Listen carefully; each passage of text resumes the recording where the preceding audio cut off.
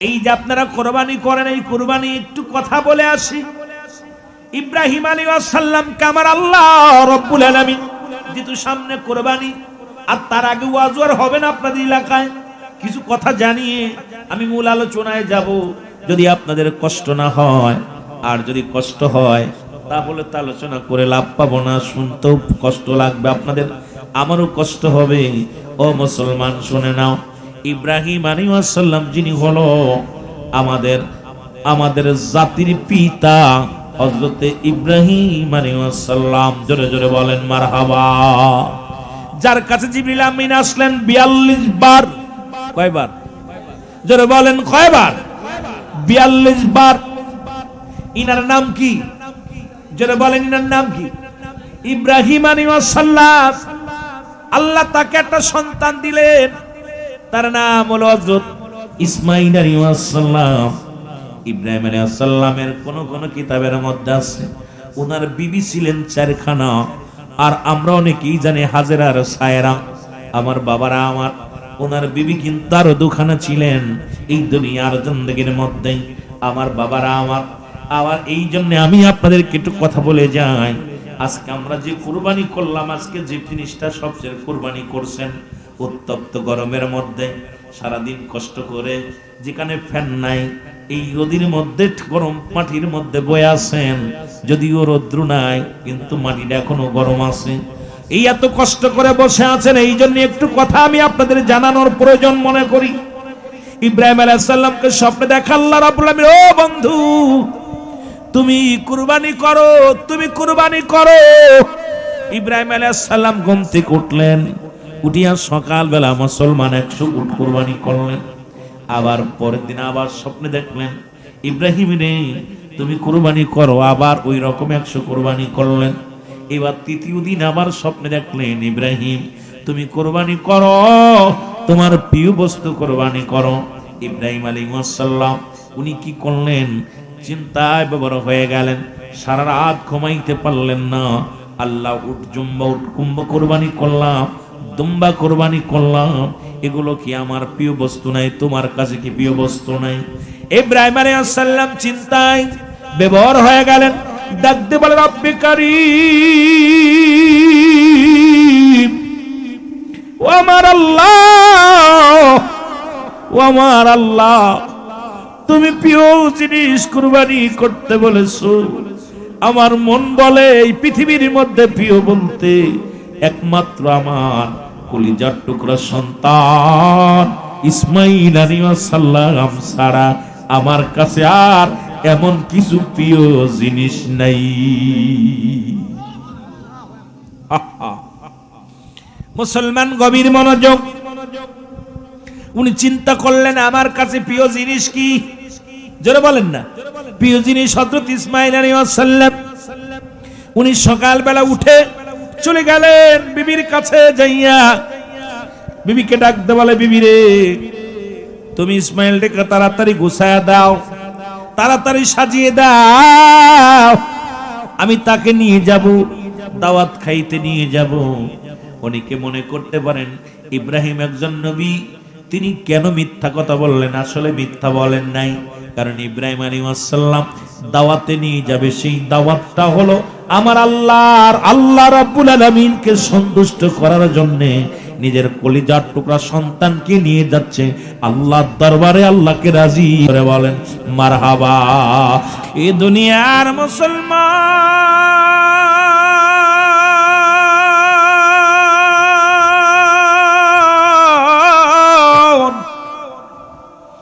ইসমাঈল আলাইহিস সালামকে লইয়া, ও যুবক শোনো গো, ইব্রাহিম আলাইহিস সালাম মার থেকে যখন যখন রওনা দিয়ে দিলেন, মাস্টার ইবলিস আজকে আপনাদের অনেকে মাহফিলে বসতে দিবে না। অনেকে যারা পথে রওনা দিয়েছেন, অনেকে কয় গরমের মধ্যে যাইস না, অনেকের বিবেকের মধ্যে কয় সারাদিন কাজ করেছিস মাহফিলে বসিস না। আবার আইসেন কেউ চিন্তা করবে মাহফিল শেষ করে যাস না, কারণ আল্লামা কুতুবী রাহমাতুল্লাহ বয়ান করে, বান্দা জীবনে যত কবিরা গুনাহ করছে এই গুনার কথা মনে করে খাস তওবা করে আল্লাহ বলে ডাক দিলে বান্দার জিন্দেগির সব গুনাহ মাফ হয়ে যাবে। জোরে জোরে চিল্লায় বলেন মারহাবা।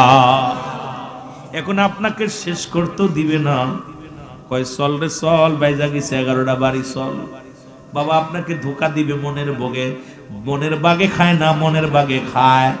বর্তমান সমাজ শুধু ধোকার মধ্যে পড়ে আছে। ডাকতে বলে ইসমাইলের মা, শোনো গো, তোমার সন্তানকে তুমি সাজিয়ে গুজিয়ে দিলা,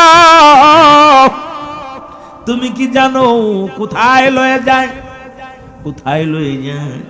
কই তোমার স্বামী ইসমাইলকে জবাই করবে, তোমার স্বামী নিয়ে যায় মিনা প্রান্তরে নিয়ে যায়।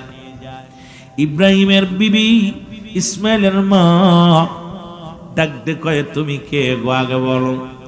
আমি একজন দরবেশ, সত্য প্রকাশ করে দিলাম। এত কষ্ট করে তুমি লালন পালন করো সন্তানটারে, সেই সন্তানকে এখন জবাই করে দিবে, সন্তানকে জবাই করে দিবে।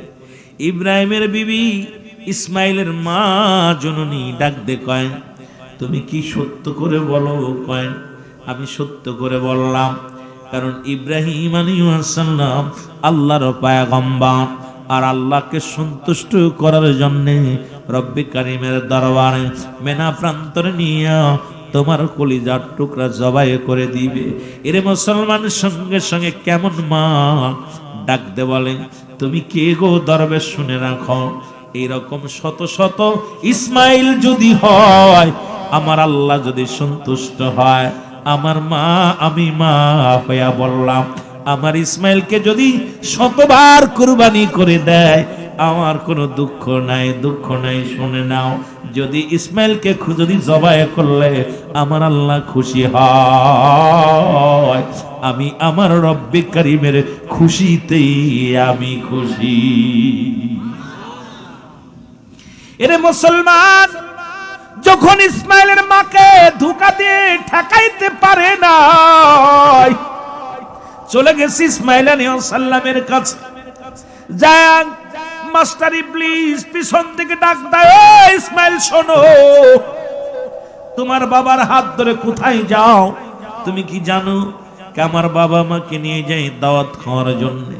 কয় তুমি শোনো, তোমাকে জনমের দাওয়াত খাওয়াবে, কারণ তোমাকে নিয়ে মিনা প্রান্তরে জবাই করবে। ইসমাইল আলাইহিস সালাম ডাক দিয়ে কয় তুমি কে গো? আমি দরবেশ। শোনো শোনো, এর তোমার আল্লাহ ওই রব্বে কারীমের নামে তোমাকে জবাই করার জন্য তোমার বাবা ইব্রাহিম আলাইহিস সালাম তোমার মা থেকে তোমাকে সাজাইয়া গুজায়া গোসল করাইয়া জন্মের বিদায় নিয়ে চলে আসছে ইসমাইল। ইসমাইল আলাইহিস সালাম ডাক দেখায়, যদি পিতা হইয়া সন্তানকে কুরবানি করিয়া যদি রব্বে কারীমকে রাজি খুশি করতে পারে, আমার মতো সন্তান পৃথিবীর মধ্যে বড় ভাগ্যবান যে আমার আল্লাহ রাস্তায় আমাকে কুরবানি করে দিবে। জোরে জোরে চিল্লায় বলা যাবে না মারহাবা? আর একটু জোরে জোরে চিল্লায় বলো মারহাবা।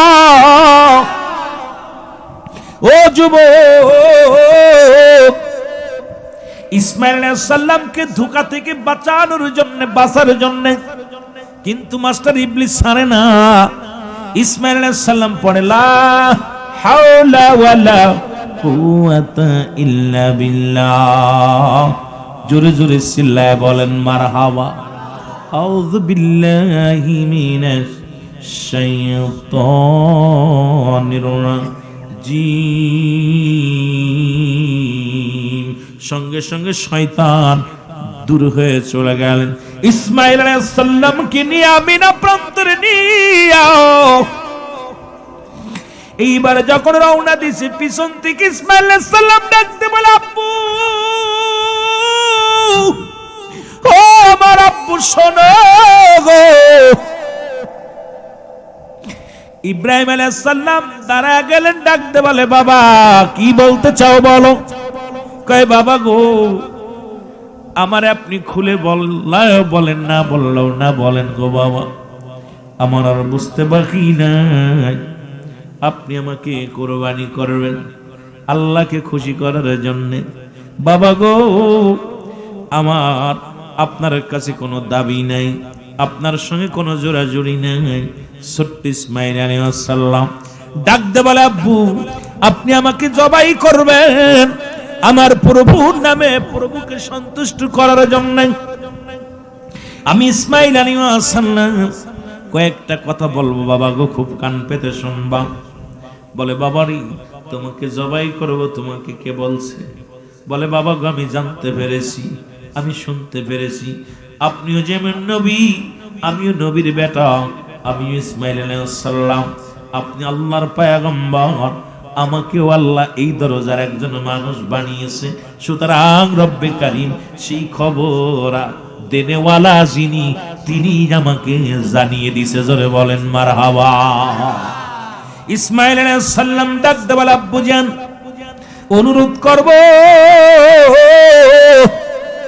আপনি যখন আমাকে জবাই করবেন, আমার জবার আগে আমার হাতটা পাটা সুন্দর করে বাঁধবেন, বাঁধাচরি এমন কায়দায় বাঁধবেন যেন আমি ছুটাছুটি না করি, যেন মৃত্যুর যন্ত্রণায় জবাই যখন করবেন আমার হাতটা নড়া দিতে পারে, পাটা নড়ে যেতে পারে, না জানি মনের অজান্তে আপনারা গায়ে লাগতে পারে। আমার আব্বা জান, আপনি দয়া করে মায়া করে আমার পা দুটি সুন্দর করে বেঁধে নিবেন। ও আমার আব্বা জান, আমার হাত দুটি বেঁধে নিবেন। ইসমাইল আলাইহিস সালাম বলার সঙ্গে সঙ্গে ইব্রাহিম আলাইহিস সালাম বলে, বাবা এর জন্য তো আমি রশি আনছি। ব্যাগ থেকে রশি বাইর করলেন, এবার ডাক দে কয়, বাবা আপনি আমাকে জবাই করবেন, আপনার কাছে একটা দাবি, আমার চোখ দুটি বেঁধে নিবেন গো আমার আব্বা জান, কারণ আমি আপনার কোণে আপনার একমাত্র আদরের সন্তান, একমাত্র আদরের সন্তান গো আমার আব্বা জান। আপনি যখন আমারই দেখবেন, আমার মুখের আমার চোখের সঙ্গে আপনার চোখটা যখন পড়ে যাবে, হয়তো আপনার মায়া লেগে যাবে, আপনি আমাকে আর জবাই করবেন না। আপনার কাছে আমার দাবি, যখন আমার মাটির মধ্যে শুয়াইবেন গো আমার আব্বা জান, হাত পা রশি দিয়া সুন্দর করে বাঁধবেন, এরপরে আমার চোখটা বেঁধে নিবেন, এরপরে আপনি ছুরি চালাইবেন। জোরে জোরে চিল্লায় বলো আল্লাহু আকবার, আর একটু জোরে জোরে চিল্লায় বলো আল্লাহু আকবার। আমার ভাইরা, আমার বন্ধুরা, আমার ইব্রাহিম আলাইহিস সালাম কাপড় বার করলেন, রুমাল দিয়ে তার মুখটা বাঁধলেন, চোখটা বেঁধে দিলেন। ইসমাইল আলাইহিস সালাম একা একা শুয়ে পড়লেন। যখন শুয়ে পড়ছে জমিনের মধ্যে মিনা প্রান্তরে, ইব্রাহিম আলাইহিস সালাম ছুরি বাইর করলেন, ইসমাইল আলাইহিস সালামের হাত বাঁধলেন, পা বাঁধলেন, চোখটা বাঁধিয়া যখন পাথরের উপরে শুয়া, যখন গলার মধ্যে ছুরি দিয়া বিসমিল্লাহ আল্লাহু আকবার, বিসমিল্লাহ আল্লাহু আকবার, যখন যখন জবানের মধ্যে যখন ছুরি চালায় দিছে, পৃথিবীর মধ্যে মুসলমান ছুরি দিয়া কাটে না। ইব্রাহিম একটু ক্ষিপ্ত হয়ে গেলেন, রাগান্বিত হয়ে গেলেন, এবার ছুরিটা টান্দে ফেলে দিলেন, টান্ডে পাথরের উপরে পড়লেন, পাথরটা ছুরি এত ধারালো, পাথরটা দুই খণ্ডিত হয়ে গেছে, এক কবে কেটে গেছেন। ইব্রাহিম আলাইহিস সালাম চেয়ে দেখে এই মরমরে পাথর ছুরির আঘাতে কেটে গেছে, কিন্তু ইসমাইলের গলা কাটলেন না। এবার ইসমাইল আলাইহিস সালাম ডাক দে বলে, আব্বা জান কি হলো? আপনি বুঝি আমাকে কাটতে, আমাকে বুঝি মায়া লাগে? ও আমার আব্বা জান, আপনার চক্ষু দুটো বেঁধে নেন, যেহেতু আমার চক্ষু বেঁধেছেন, আপনার চক্ষু বেঁধে নেন। ইসমাইল আলাইহিস সালামের কথা শুনিয়া ইব্রাহিম আলাইহিস সালাম ওনার চোখ দুটি রুমাল দিয়ে বাঁধলেন, বাঁধিয়া যখন বিসমিল্লাহি আল্লাহু আকবার বলে যখন ছুরি চালায়া দিছে, রে ও যুবক বাবারা আমারও শুনে নাও, এমন সময় রক্ত ছুটে যাইয়া ইব্রাহিম আলাইহিস সালামের কপালে যে লাগছে, ইব্রাহিম আলাইহিস সালাম শুকরিয়া আদায় করে আলহামদুলিল্লাহ। জোরে জোরে চিল্লায় বলা যাবে না মারহাবা। ইসমাইল আলাইহিস সালাম কুরবানি হয়েছে চিন্তা করি, আর নবী ইব্রাহিম আলাইহিস সালাম যখন মুখের রুমাল মুবারক, চোখের রুমাল মুবারক খুললো, খুইলা তাকা দেখে ছুরির নিচে একটা দুম্বা কুরবানি হয়ে গেছে। তাকায় দেখে আশ্চর্য, দুম্বা কই থেকে আসলো? পিছনে তাকায় দেখে রে হাতের রশি খোলা, চোখের রশি খোলো, চোখের বান্ধন খোলা। নবী ইসমাঈল আলাইহিস সালাম পিছনে দাঁড়ায় আছে, জোরে বলেন মারহাবা। আর একটু জোরে বলো আল্লাহু আকবার। এ মুসলমান, আমার আল্লাহ পাক ডাক দে বলে, ইব্রাহিম তোমার পরীক্ষায় তুমি 100-এর ভিতরে 100 পাইছো গো। তোমাকে আমি পরীক্ষা করেছিলাম প্রিয় বস্তু কুরবানি করতে, সেই কুরবানি তুমি করে দিলাম। আজকে যদি ইসমাইল কুরবানি কেমনে হয় রে? ইসমাইল তো আমি আল্লাহর পয়গম্বর, কারণ তোমার কলিজার টুকরা সন্তান, তোমার অবর্তমানি, তোমার পরেই তো নবুয়তের দরজা পাবে। সুতরাং তাকে আমি কেমনে কাটি রে? আমি আল্লাহ তোমাকে পরীক্ষা দিলাম, পরীক্ষায় তুমি পাস করলা। জোরে জোরে চিল্লায় বলা যাবে না মারহাবা? আর একটু জোরে জোরে চিল্লায় বলা যাবে না আল্লাহু আকবার? এ ভাইরা আমার, বন্ধুরা আমার, সেই কুরবানি বলতেছিলাম 3 ভাগে বিভক্ত। নাম্বার 1 হলো ফরজ। মারহাবা বলেন। আর একটু জোরে বলেন ফরজ। ফরজ কুরবানি যেটা নেশাব পরিমাণ মালের মালিক যিনি হয়ে গেছেন তার উপরে ফরজ। আজকে সমাজের মধ্যে নেশাব পরিমাণ মাল যদি কোনো ব্যক্তির হয়ে যায়, সে যদি কুরবানি না করে গুনাহগার হয়ে যাবে। সে যাকাত না দেয় গুনাহগার হয়ে যাবে। হজ যদি না করে গুনাহগার হয়ে যাবে, কারণ তার জন্য বাধ্যতামূলক কুরবানি। আর একটা হলো মুসলমান নফল কুরবানি, যেটা মুসলমান বলা হয় নফল কুরবানি। যুবক শুনে নাও, এই নফলটা হলো মাল নেশাব পরিমাণ মালের মালিক হয় নাই, কিন্তু সে আল্লাহকে সন্তুষ্ট করার জন্য, দুনিয়ার কোনো মানুষকে নয়, রব্বে কারিমকে সন্তুষ্ট করার জন্য, এই দুনিয়ার মধ্যে ছেলেকে সন্তুষ্ট করার জন্য নয়, মেয়েকে সন্তুষ্ট করার জন্য নয়, সমাজ বাঁচানোর জন্য নয়, নিজের ক্যারেক্টার টিকিয়ে রাখার জন্য নয়, একমাত্র খোদা তাআলাকে ভালোবেসে। ও মুসলমান শুনে নাও, ওই ব্যক্তি যখন আল্লাহর রাস্তায় কুরবানি করে, ওই ব্যক্তির কুরবানি হলো নফল কুরবানি। এবার মুসলমান আরেকটা কুরবানি হলো, মুসলমান শুনে নাও, মানতের কুরবানি। আল্লাহু আকবার বলো। এই নফল কুরবানি যদি একাধিক মানুষ করে হয়ে যাবে, একসাথে যদি অনেকগুলো মানুষ করে এটাও হয়ে যাবে মুসলমান। এই কুরবানি নফল কুরবানির মধ্যে এটা যদি কোনো ব্যক্তি সমন্বয় করে যদি কাউকে ভাগ করে দেয়, এই গোস্তটা গরিব মিসকিনদের মধ্যে ভাগ করে দেয়, তাতেও কোনো গুনাহ নাই, সব আছে রে মুসলমান শুনে নাও। আর একটা হলো মানতের কুরবানি। কোনো ব্যক্তি যদি মানত করে, ওনার জন্য কিন্তু কুরবানি করা ওয়াজিব হয়ে যাবে।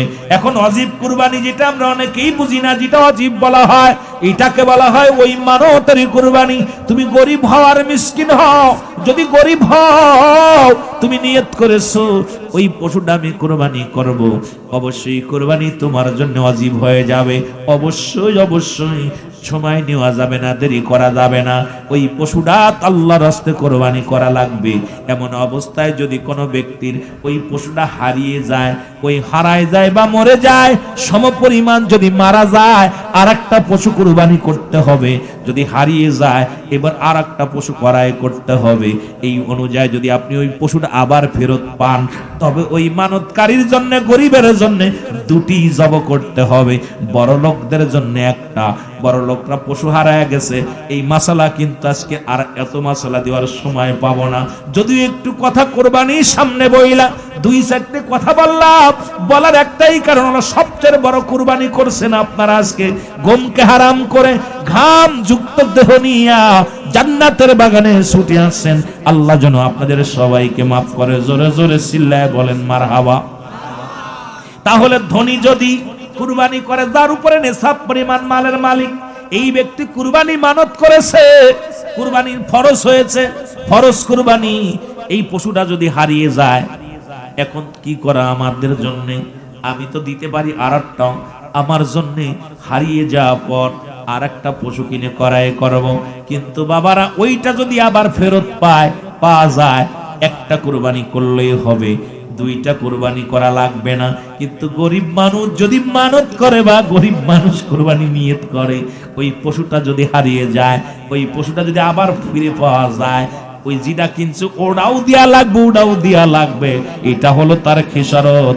কারণ তোমার উপরে তো আল্লাহ তোমারে ফরজ করে নাই, মাতবাড়ি করে কেন করতে গিয়েছিলা? এটা হলো তোমার জন্য শাস্তি। জোরে বলো আল্লাহু আকবার। অনেক ভুল করি কুরবানি নিয়ে। এই কুরবানি নিয়ে চিন্তা করেছিলাম, অনেক গরিব মানুষ আছে মানে ওই কি নিয়ত করে খট করে নিয়ত করে ফেলে, কথা বুঝছেন? আবার মূর্তি পড়ছে, হুজুর কি করবো, বেঁচে ফেলবো নি, হুজুর জবাই করে দিব। তোরা মানত করতে কইছে কিনা? ওটা যদি বাঁচিয়ে থাকে, যদি মরে যায় ওই সম পরিমাণ, এখন কি সুদ হবে গরিবের জন্য? এই জন্য আল্লাহ পাক আমাদেরকে শীতল করেছে। মাসলা মাসাইল আল্লাহ পাক বান্দারে খুব মায়া করে, মহব্বত করে, কিন্তু এই মহব্বতের বান্দাগুলো বেশি বেশি গাদ্দাবি করে। জোরে বলেন ঠিক কি? একটু মহব্বতের সঙ্গে দুরূদ শরীফ পড়ুন। আল্লাহুম্মা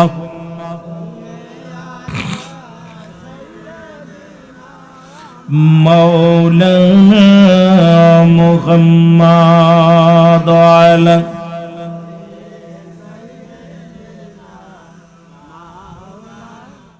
এক কথায় মুসলমান শুনে নাও, এই শ্রমিকগুলো যারা হালাল রুজির সন্ধানে শ্রম দেয়, হারাম না, হালাল রুজির উপার্জনের জন্য যারা গায়ের ঘামগুলো ঝরায়, কপালের ঘামগুলো ঝরায়, এরা আমার আল্লাহ নিজে ডাক দে বলে ইরাই হলো আমার বন্ধু। জোরে বলেন মারহাবা।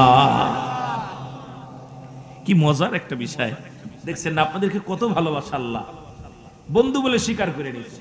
তাহলে যারা অলসতা, যারা কুড়িয়া, এক কথায় কুড়িয়ে, কি বলেন আপনারা? কথা বলেন না, কুড়িয়ে বলেন আলসে, কি বলেন? আলসে, আলসে যারা, তেদের তো আল্লাহ বন্ধু বলে নাই, বন্ধু বলছে যারা শ্রম দেয়, কষ্ট করে। তা আমি চেহারা দেখে অধিকাংশ মানুষ মাঠে কাজ করেন, অধিকাংশ মানুষ খুব শ্রম দেন, পরের বাড়ি কাজ করেন, নিজের বাড়ি কাজ করেন, ব্যবসা বাণিজ্য সামলান। এক কথায় মুখের দিক তাকাইলেই বোঝা যায় এই মানুষগুলো খুব কষ্ট করে, শ্রম দেয়। আর শ্রমিকদের পক্ষে কে? আরো জোরে বলেন। এই আমার আব্বার কোরআন নেই, কোরআন বলতেছে এরা কার বন্ধু? আরো জোরে বলেন কার? আল্লাহকে যদি পাইতে চাও, হযরতকে ভালোবেসে,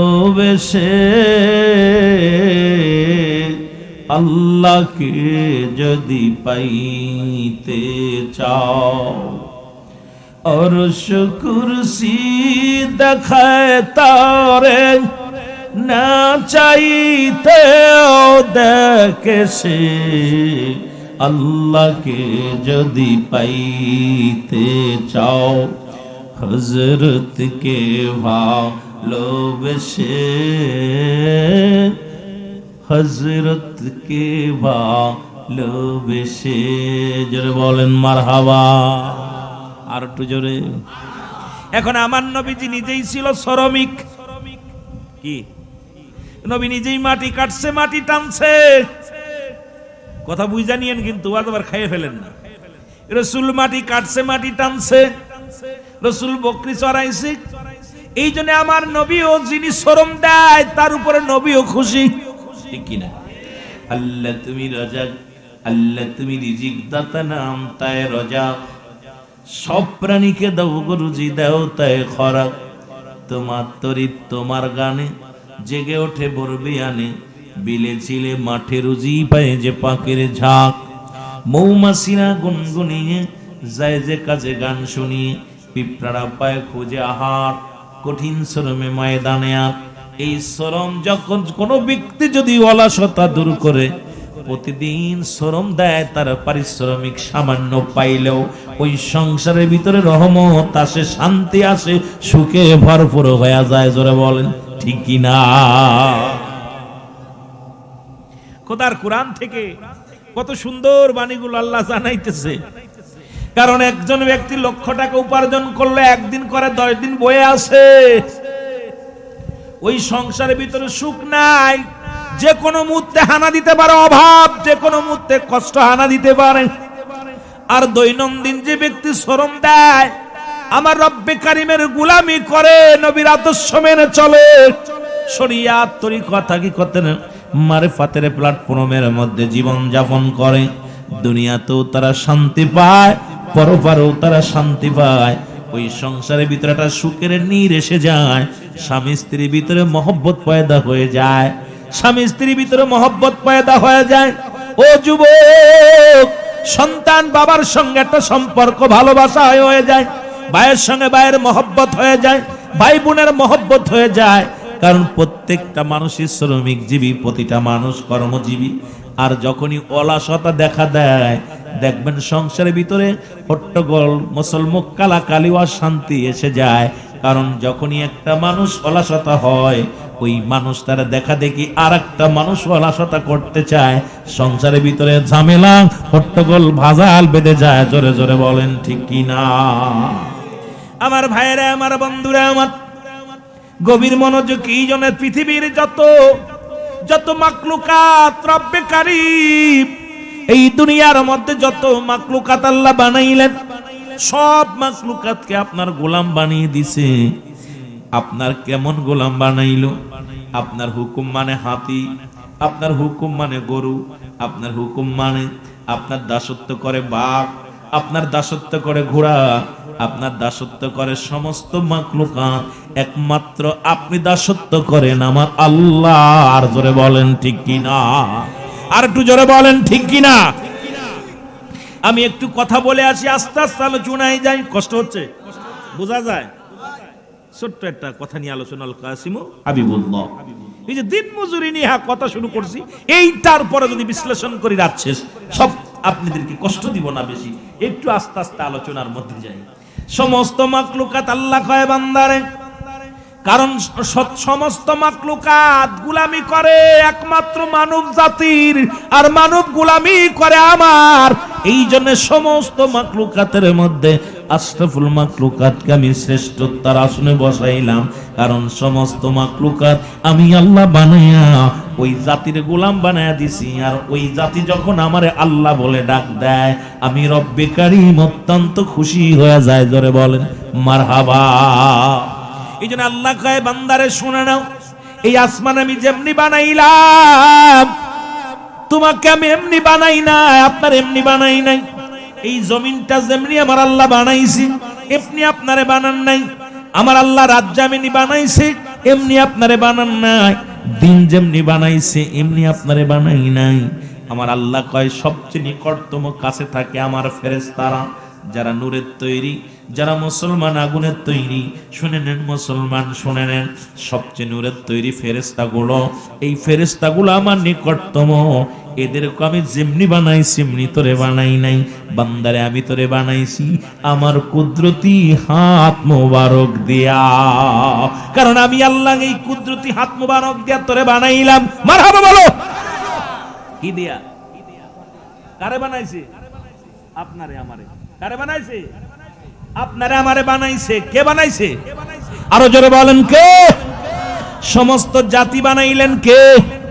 হুকুম দিছেন খুন আর ফায়াকুন, হয়ে যাও, হয়ে গেছে, দেরি হয় নাই। রব্বুল আলামিন একমাত্রই মানব জাতিকে তার কুদরতির হাত মোবারক দিয়ে বানাইলেন বান্দা। কারণ এটার একটা মাত্র উদ্দেশ্য, বান্দা যখন মাথা নোয়া সিজদার মধ্যে যায় বলে সুবহান রাব্বিল আলা, আল্লাহ কয় বান্দারে নত হও, নত হও। মারহাবা বলেন না? আর একটু জোরে বলেন। আল্লাহ কয় বান্দারে নত হও। কার দরবারে? আমার দরবারে। কার কাছে? কার কাছে? এই জন্য বান্দা পৃথিবীর কারুর কাছে মাথা নত করে না।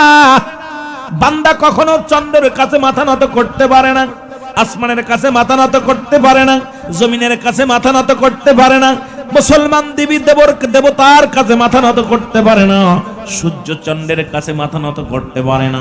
এই বান্দাগুলো একমাত্র মাথা নোয়া দেয় আমার রব্বে কারিমের দরবারে।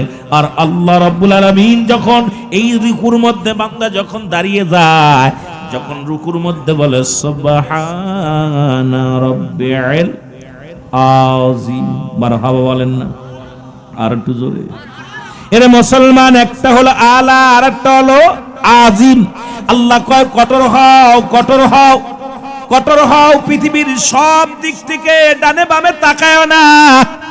ডান দিকে নয়, বাম দিকে নয়, পিছনে নয়, সামনে নয়, নিচে নয়, উপরে নয়, তুমি কঠোর হয়ে যাও, সব দিক থেকে একাকার হয়ে যাও বান্দারে, ওই আমার দরবারে তুমি নত হয়ে যাও। কারণ যখন সমস্ত মাখলুকাত আমি সৃষ্টি করলাম, সমস্ত রূহের জগৎ এক বাক্যে বলেছিল কালু বালা, স্বীকার করলাম আপনি আমাদের রব, আপনি আমাদের মালিক। সুতরাং আমি আপনি কবুল করে আসি আমার আল্লাহর দরবারে।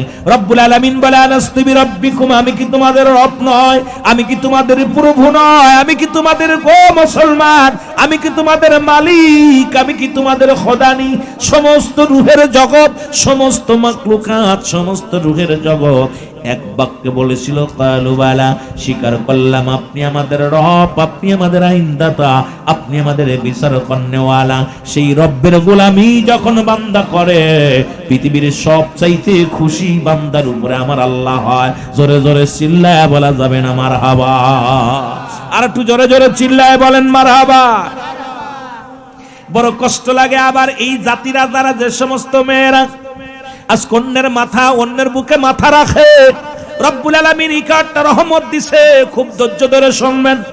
রব্বুল আলামিন ওই মেয়েদেরকে আপনারা জানেন, পৃথিবীর মধ্যে আদম আলাইহিস সালামকে আগুন পানি মাটি বাতাস দিয়ে তৈরি করলেন। এবার আদমের একজন সঙ্গী বানাইলেন, তার নাম হলো মা হাওয়া। ঠিক কি না? একটু জোরে বলেন কে? আরো জোরে বলেন নাম কি? আদি পিতা মা হাওয়া। এই হাওয়া আলাইহিস সালামকে মা বানাইলেন।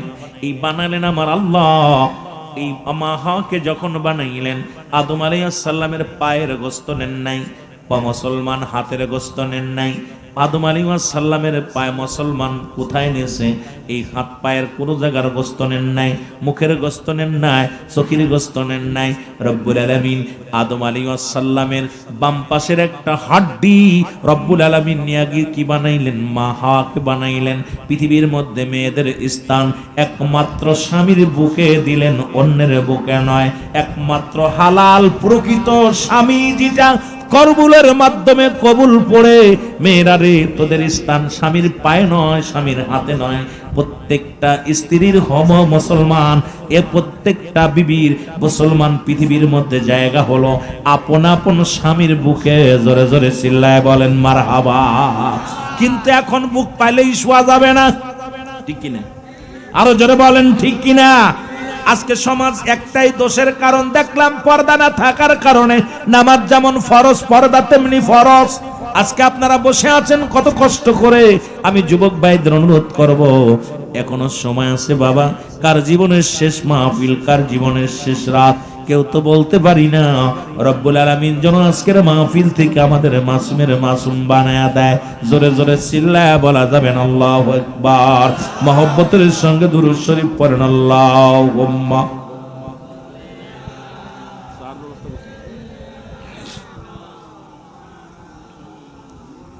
ওয়ালা আলি সাইয়্যিদিনা।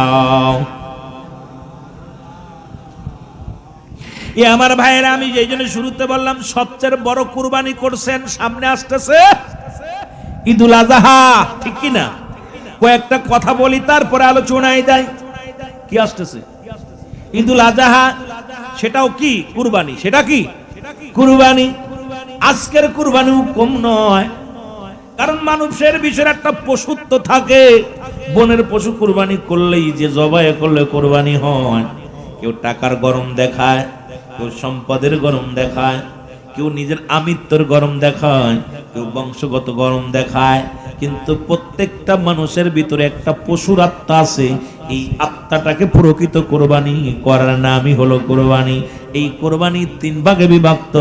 একটা হলো ফরজ, একটা হলো সুন্নাত, একটা হলো মানত বা নফল। মুসলমান এই যে কয়টা প্রকার ফরজ, নেশাব পরিমাণ মালের মালিক যখন হয়ে যাবেন, তখন তার উপরে কুরবানি ফরজ। ও যে ব্যক্তির উপরে রোজা মুসলমান, ওই হজ ফরজ, যাকাত ফরজ। এক কথা হলো আজকে আমার দেশে কিন্তু অনেক মানুষের উপরে কুরবানি ফরজ হয়ে গেছে, কারণ অধিকাংশ মানুষের এখন 52 52.5 তোলা রূপা, 7 তোলা স্বর্ণ, 7.5 তোলা স্বর্ণ, 52 তোলা রূপা, যেটার মালিক এখন অধিকাংশ মানুষ গ্রাম ঘাটে গেলে দেখা যায় এইটার নেশাব পরিমাণ মালের মালিক কিন্তু অধিকাংশ মানুষ হয়ে গেছে। হয়তো এখনো স্বর্ণের একটু দাম বেশি হয়েছে, রূপার একটু দাম বাড়ছে, কিন্তু নেশাব পরিমাণ হিসাব মিলায় দেখেন প্রতিটা মানুষের উপরে যাকাত ফরজ, হজ ফরজ। আর প্রতিটা মানুষ যখন যাকাত দিবেন শতকরা 2.5 টাকা হারে ওই ব্যক্তি যখন মানুষের এই দুনিয়ার মধ্যে আপনার নেশাব পরিমাণ মালের যখন মালিক হবেন, নেশাব পরিমাণ মালের মালিক হইলে শতকরা 2.5 টাকা করে যাকাত দিতে হবে। জোরে বলো আল্লাহু আকবার, আর একটু জোরে বলো আল্লাহু আকবার। এই হারে যদি ইসলামের নিয়ম নীতি মেনে যদি আমার সমাজে যাকাত প্রথাটা চালু থাকতো, আমার মন বলে আরো 2-4 জন 10 জন যারা গরিব আছে সবাই দরিদ্রর খাতা থেকে নাম চিরতরে কেটে যেত। জোরে বলেন ঠিক কি না? আরো জোরে বলেন। আমার ভাইয়েরা, আমার বন্ধুরা আমার,